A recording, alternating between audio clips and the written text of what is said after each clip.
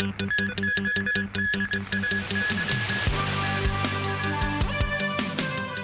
Li Qiang says China will continue to expand market access. More protests in the city against some U.S. politicians' proposed sanctions against Hong Kong officials and judges. And U.S. Secretary of State Antony Blinken says a ceasefire in Gaza right now allows Hamas to regroup and attack again.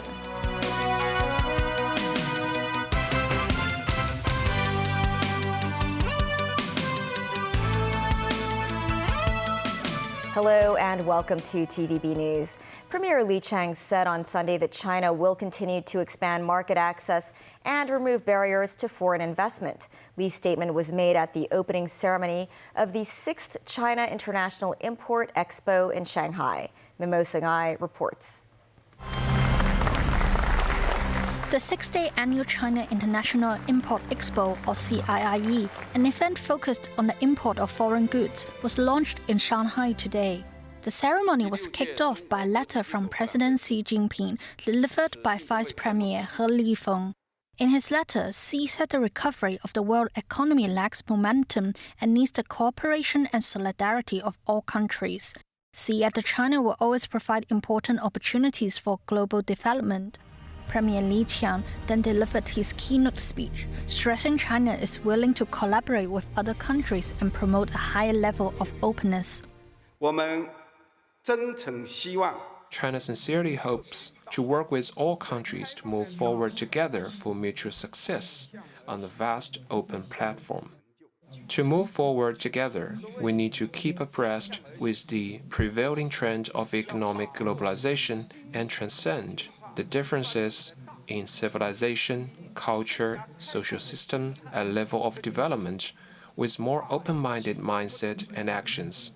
Meanwhile, speaking at the forum at the CIIE, Chief Executive John Lee said more than 300 Hong Kong enterprises participated in the event, highlighting Shanghai as a top platform to promote their products and services in the mainland. The CE said the SAR boasts a number of unique strengths, allowing itself to become a super connector and super value adder. Under such strengths, the CE said companies in the mainland and overseas can benefit from the SAR's high-quality services, such as legal and design. Mimosa Ngai, TVB News. Anthony Albanese was in Shanghai today, becoming the first Australian Prime Minister to visit China in 7 years in a sign of easing ties between the two nations. Albanese said he hoped for future Chinese-Australia trade and cooperation and praised the mainland for the way it has lifted the Chinese population out of poverty, quote, like no other country. He also added the 6th China International Import Expo and visited the trade fair. Nazvi Karim with more. Australian Prime Minister Anthony Albanese is hoping his government's more engaging approach to China can help to repair ties and remove costly trade restrictions. Albanese said before he left for Shanghai, he has been patient, deliberate and measured in his dealings with Beijing. This as he also looks to secure the release of Australian blogger Yang Hengjun, who has been detained in China for 5 years and has yet to be convicted after a 2021 trial. And we know that constructive economic engagement between countries helps to build relationships and helps to build understanding, both of common interests and where there are differences. And that is why the government that I lead will continue to work constructively with China. As the business people in this room understand so well, it is in all our interest to have a relationship where there is dialogue and cooperation. Albanese visited the 6th China International Import Expo in Shanghai today, where more than 200 Australian companies are represented. The visit signals an improvement in strained relations between the two nations since the centre-left government was elected last year. China previously refused top-level meetings with Australia, but this time Albanese is set to meet President Xi Jinping in Beijing on Monday, when he hopes to bring up Yang's case. And Premier Li Qiang on Tuesday. Albanese will ask China to lift unjustified official and unofficial trade barriers that came about after disputes over Chinese telecoms firms Huawei, espionage and COVID-19. Trade barriers costing Australia $20 billion a year in 2020 have since been reduced to $2 billion. China, meanwhile, is concerned by the level of restrictions placed on Chinese investment in Australia owing to security concerns. Nazvi Karim, TVB News. Central government organizations in the city and SAR officials for the third day in a row have condemned some U.S. politicians' call for sanctions against 49 Hong Kong officials and judges. Secretary for Security Chris Tang described the American officials' actions as immoral and similar to that of the triads. Timothy Lee tells us more. Protests in the city against U.S. politicians' proposed sanctions against more Hong Kong officials, judges, and prosecutors have been ongoing since Friday. Chief Executive John Lee and Secretary for Justice Paul Lam have earlier condemned some U.S. Congress members, including both Republicans and Democrats. Secretary for Security Chris Tang today stressed what Hong Kong has been doing is to bring individuals who broke the city's laws to justice. He said some foreign politicians have been taking actions out of their self-interest or trying to protect their running dogs in the city. Tang added that they have threatened the SAR government, saying their actions are no different than that of the triads. This as two more central government bodies in the SAR have condemned the U.S. following the office of the Commissioner of the Ministry of Foreign Affairs. The central government's liaison office in Hong Kong called certain U.S. politicians' interference in China's internal affairs and the rule of law in Hong Kong a mockery of democracy, and that further interference will only strengthen SAR officials' resolve to perform their duties. The Office for Safeguarding National Security said Hong Kong's judiciary makes just decisions according to the law, and stated it will continue to firmly support the SAR.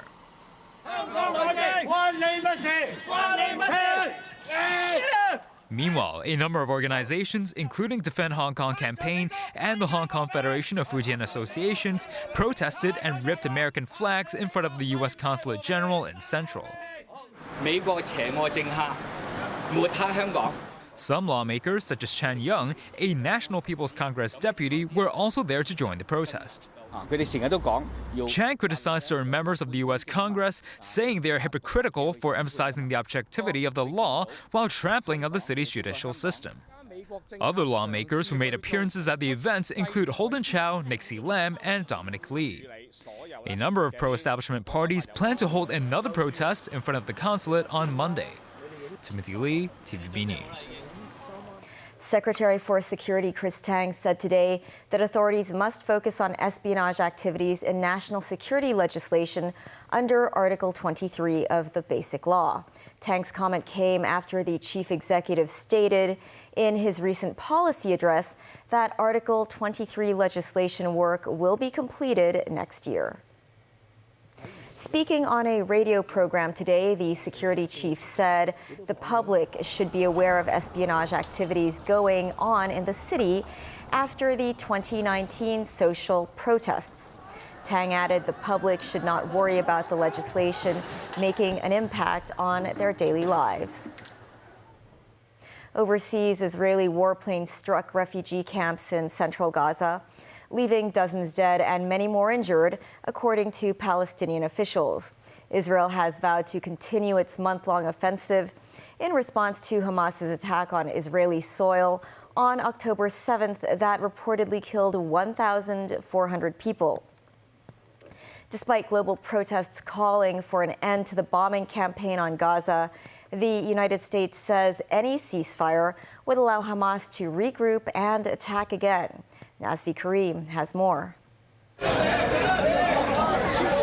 Mayhem at the Nusayrat refugee camp after an Israeli airstrike. 7 people from a single family were reportedly killed and 5 injured in the central Gaza camp. In the nearby Meghazi camp, Palestinian officials say more than 50 were killed, mostly children, and many were severely injured in another Israeli strike on Sunday. Israel had admitted to a Friday bombing of an ambulance convoy taking wounded people from Al-Shifa hospital to the Rafah border crossing into Egypt. Israel said the convoy was carrying Hamas operatives and that they do not target civilians. United Nations Secretary General Antonio Guterres, the World Health Organization and others have condemned the attack. This as another weekend of global protests saw hundreds of thousands of people come out in support of an end to Israel's bombardment of Gaza. In New York, Washington, France, Germany, Romania,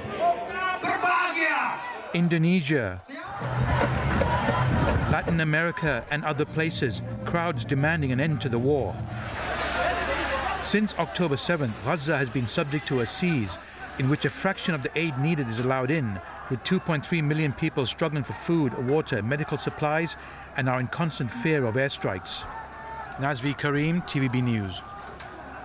U.S. Secretary of State Antony Blinken has made his first visit to the West Bank since the war started. Blinken spoke with Palestinian President Mahmoud Abbas. Abbas says there must be a, quote, immediate ceasefire. Blinken has appeared to achieve little in the way of a humanitarian pause in the conflict, from trips to Israel and Jordan. In Amman, Arab foreign ministers pushed the U.S. to convince Israel to withdraw from Gaza, but Blinken told them a ceasefire would give Hamas time to regroup. David Garrett reports. The U.S. president has been pushing for a pause in the fighting. Mr. President, any progress on a humanitarian pause? Yes. Optimism from Joe Biden. As he headed to the car, he was asked if his backing of Israel was tantamount to supporting a Palestinian genocide. Biden sent Antony Blinken on another tour of the Middle East to try to help broker a pause in fighting. The Secretary of State didn't appear to share Biden's confidence as he sat with Arab foreign ministers. The previous day, he'd been rebuked by Israeli Prime Minister Benjamin Netanyahu, who told the US there will be no temporary ceasefire until the release of all hostages by Hamas. It was not what the representatives of Jordan, Egypt, Saudi Arabia, Qatar and UAE wanted to hear. The diplomat explained what Israel and the US fear. It's our view that a ceasefire now would simply leave Hamas in place, able to regroup and repeat what it did on October 7th. And you don't have to take my word for it. Just a few days ago, a senior Hamas official said that it was their intent to do October 7th again and again and again. No nation, none of us, can accept that. The Arab foreign ministers lined up to say they want peace. We need to get our priorities straight. Right now we have to make sure the war stops. Right now we have to make sure that we bring in sufficient, if enough food and water and medicine and fuel to Gazans, because with every minute of delay, a child or a woman or an elderly is dying because they don't have access to these basic services. It is the international community's responsibility always to seek the cessation of hostilities and not to promote the continuance of violence, military activity that has a very dire impact. Later, Blinken took a similar message to Jordan's King Abdullah II. Abdullah called for an immediate humanitarian truce. Next, Blinken moves on for a two-day trip to Turkey. Turkish President Recep Tayyip Erdogan is breaking off contact with Israel. Their ambassador to Israel has been recalled. Jordan made a similar move last week. There have been big rallies of support for the Palestinians and anti-Israeli protests across Turkey since the war began. Some of these people think it's wrong for Blinken to come to their country when he is a friend of Israel. David Garrett, TVB News. Still ahead, word that Singapore's Deputy Prime Minister Lawrence Wong will take over from Lee Hsien Loong next year as PAP leader. A robbery in Mongkok leaves a taxi driver and suspect injured. And a one-stop recycling service for plastic packaging from commercial and industrial companies.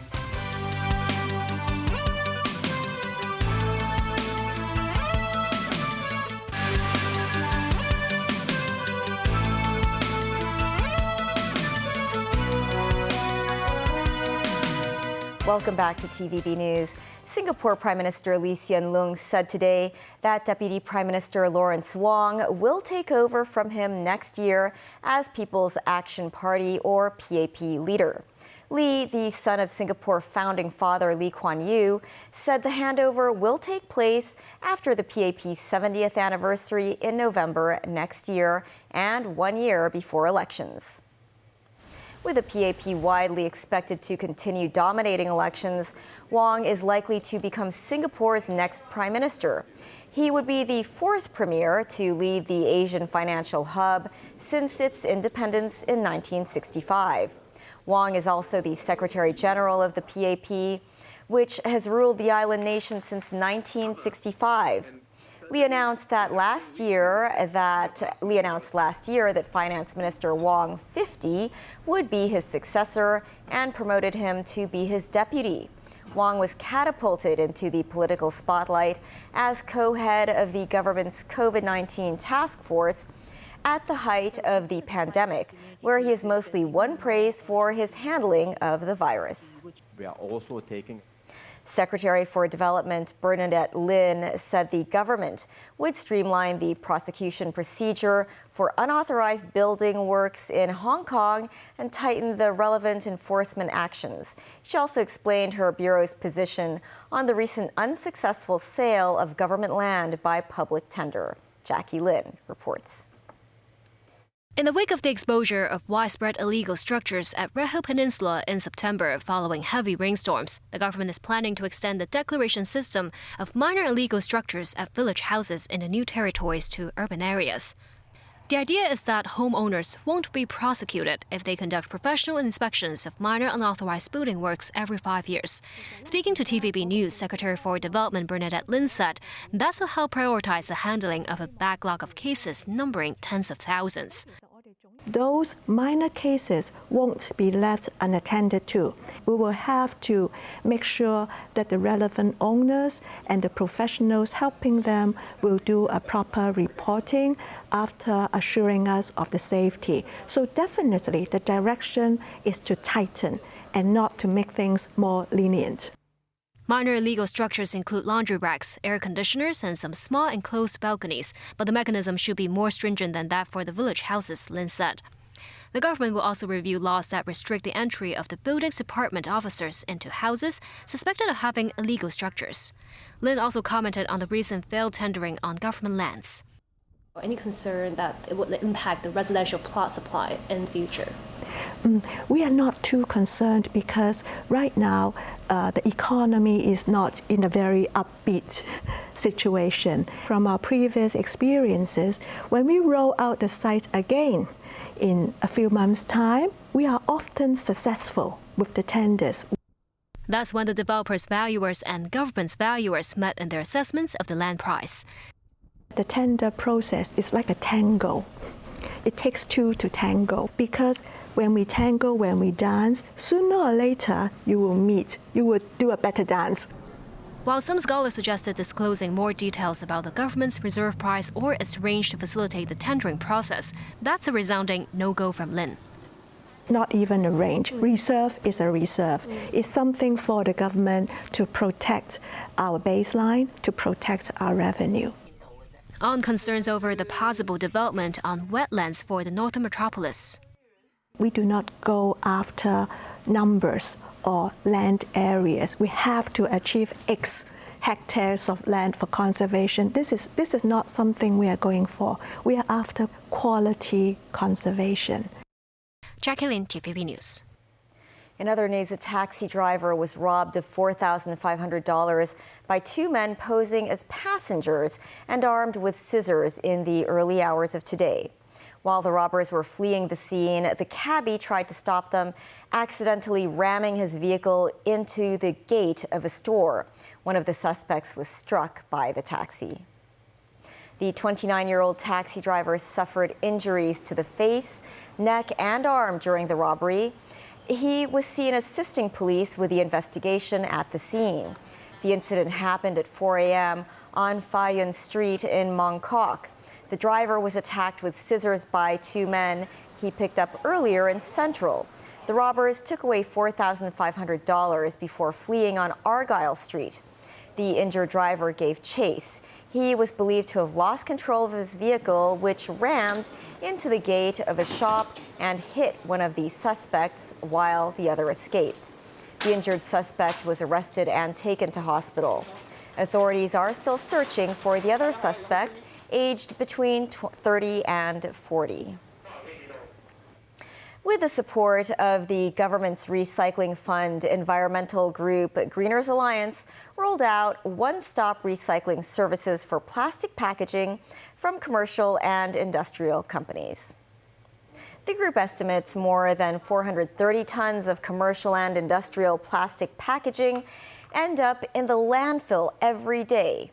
Among the companies which use the recycling services from Greeners Alliance is the Airport Freight Forwarding Center. Plastic packaging that filled 3 vans could be compressed into 1 plastic brick. The airport facility's plastic recycling volume was up from 296 kilograms in May when they first joined the scheme to 869 kilograms in September. The garbage levy scheme to be implemented next year, Greeners Alliance said companies could even save money if they sell their plastic waste to the recycling companies. That is the news. Thanks for watching. Bye for now.